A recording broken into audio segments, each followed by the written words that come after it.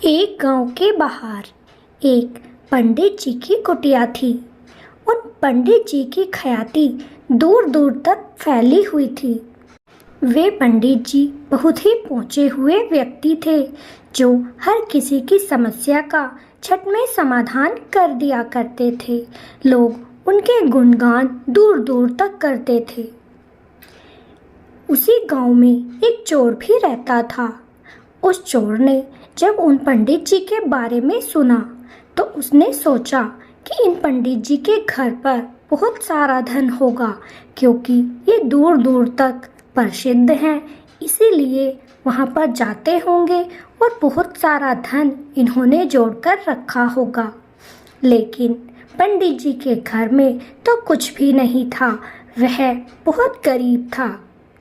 चोर ने एक रात उनके घर में चोरी करने का निश्चय कर लिया और रात को पंडित जी के घर चोरी करने चला गया।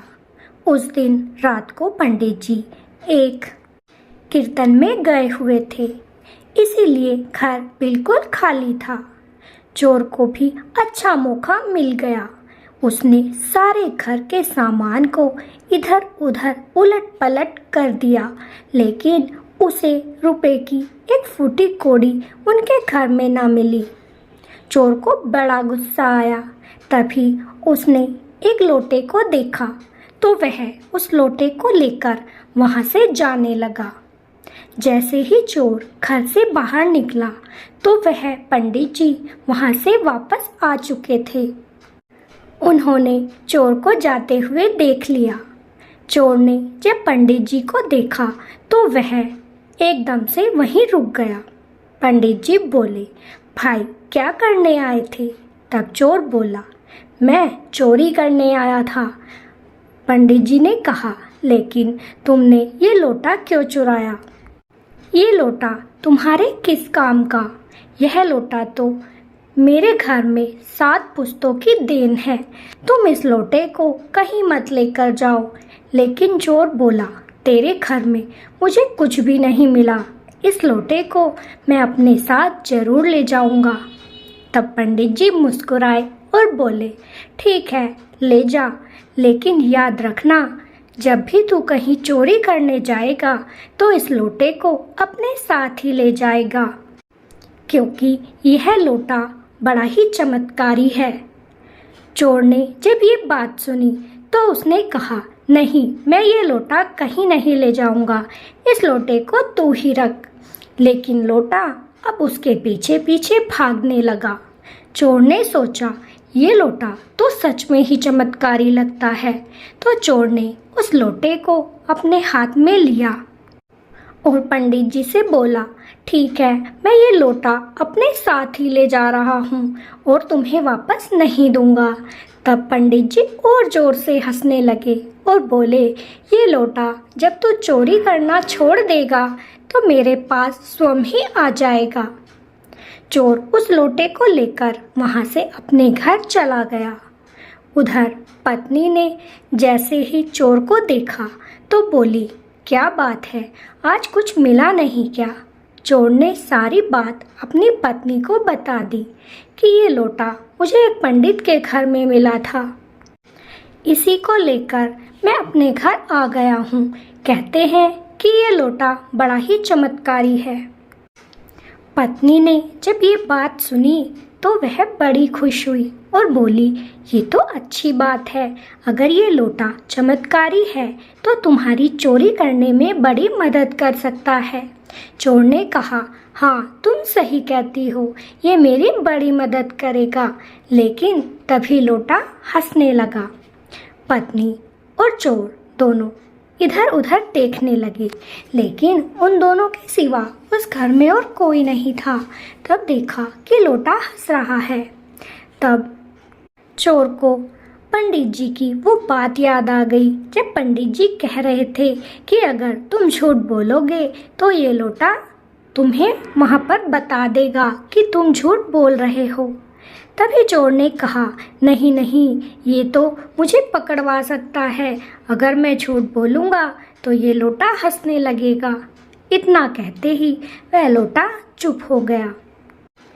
एक दिन चोर बोला, अरे क्यों ना मैं चोरी करना छोड़ दूं, और इससे क्या होगा कि ये लोटा खुद ब खुद पंडित जी के पास चला जाएगा।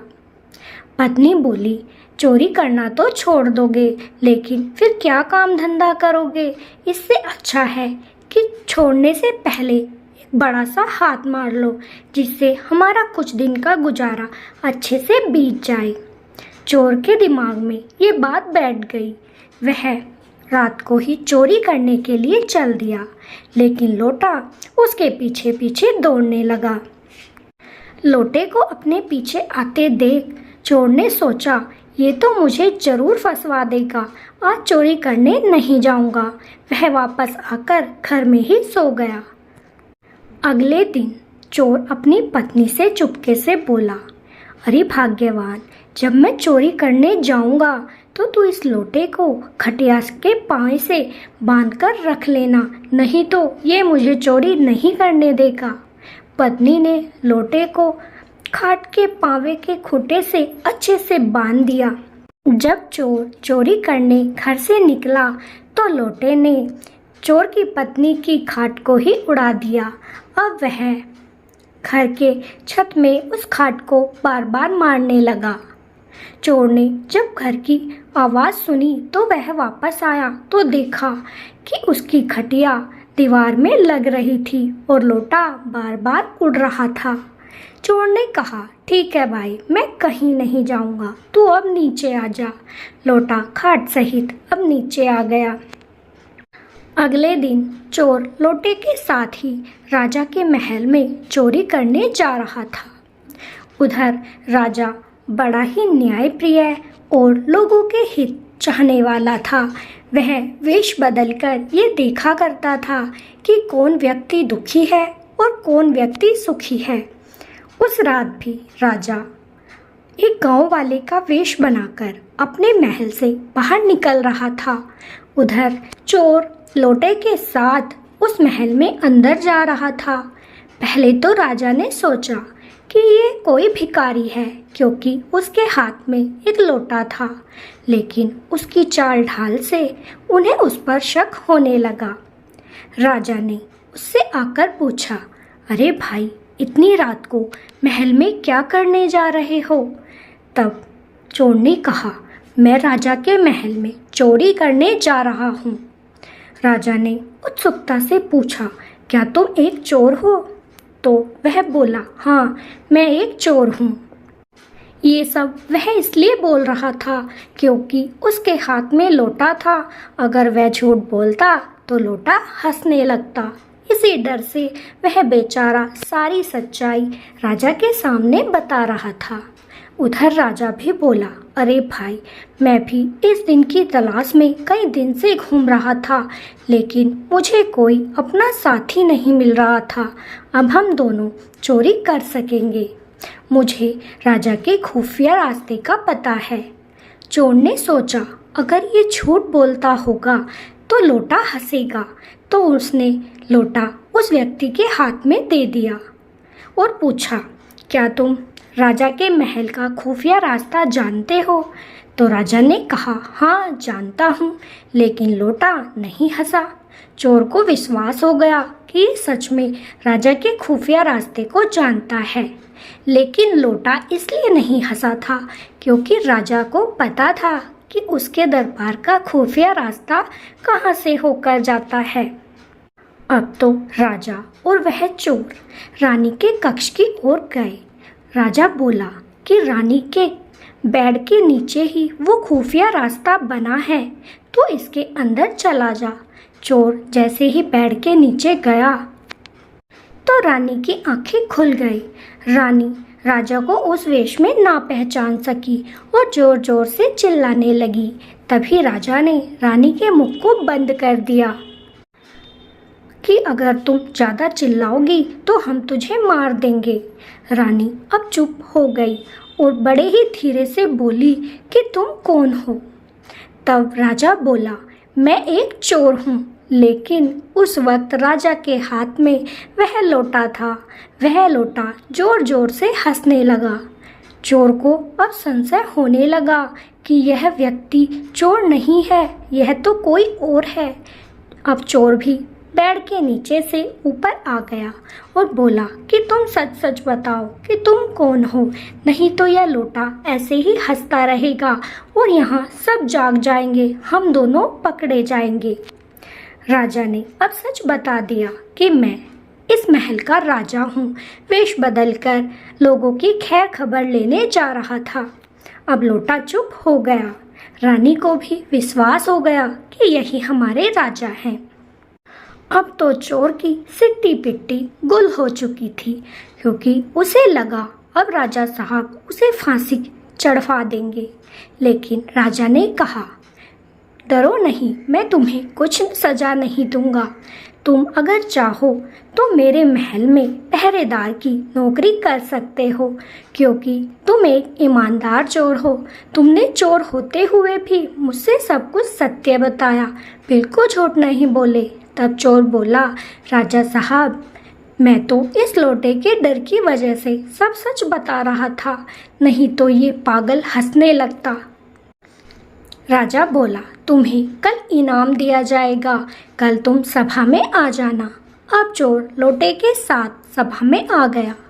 राजा ने कहा कि चोर को इनाम दिया जाए कि वह बहुत सच्चाई के रास्ते पर चलता है, भले ही वह चोर है लेकिन झूठ कतई नहीं बोलता। तब चोर बोला, राजा साहब, ये सब मैंने नहीं, इस लोटे की करामात के कारण हुआ है। अगर आपको इनाम देना ही है तो उन पंडित जी को दीजिए जिनका यह लोटा है। अब पंडित जी को बुलवाया गया। पंडित जी को बहुत सारा धन दिया गया और चोर को उसी महल में पहरेदार की नौकरी दे दी गई। अब चोर ने कभी भी चोरी नहीं की और वह ईमानदारी से अपना कार्य करने लगा। उधर पंडित जी की भी दुविधा दूर हो चुकी थी, उसके भी सुख के दिन आ चुके थे, क्योंकि इनाम में बहुत सारा धन राजा ने अब पंडित जी को भी दे दिया था। दोनों का जीवन सुखमय हो गया। तो आपको ये कहानी कैसी लगी कमेंट में ज़रूर बताइएगा। अगर अच्छी लगी हो तो वीडियो को लाइक और चैनल को सब्सक्राइब जरूर कीजिएगा। फिर मिलेंगे। राधे राधे, जय श्री कृष्णा।